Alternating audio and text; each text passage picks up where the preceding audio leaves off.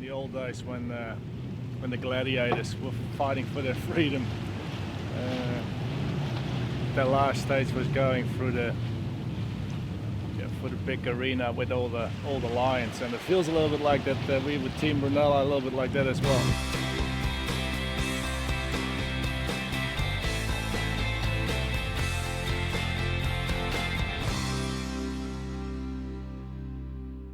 Welcome back to the Inside Track. Things are definitely heating up out on the race course with just 175 miles to go to the finish line in Abu Dhabi.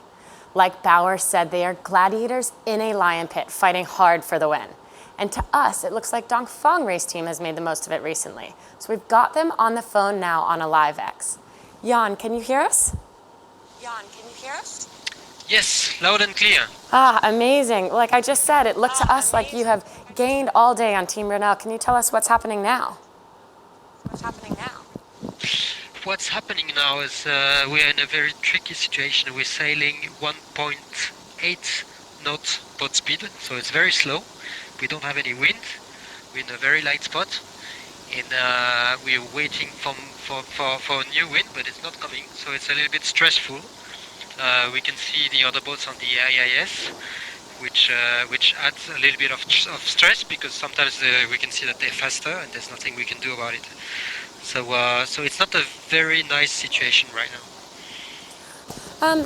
When you guys went to shore earlier, just after you'd gone through the gap, well, and first of all, how big was that gap? Was it actually hard to maneuver through it? Because from here it looks like it's tiny.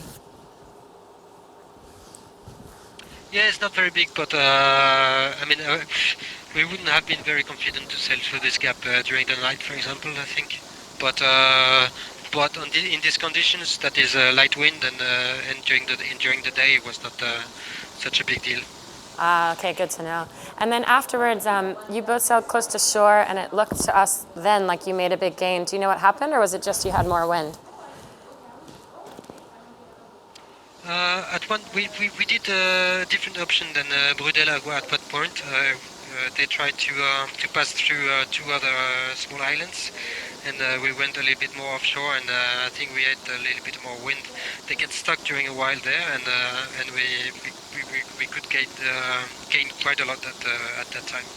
Well, thank you so much, Jan, and we look forward to welcoming them to the finish line in Abu Dhabi. But for now, let's take a look at the last 12 hours on the race tracker.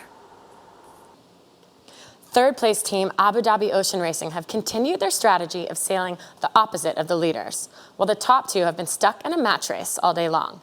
They both sailed through a 400-meter wide gap at the tip of Musandam.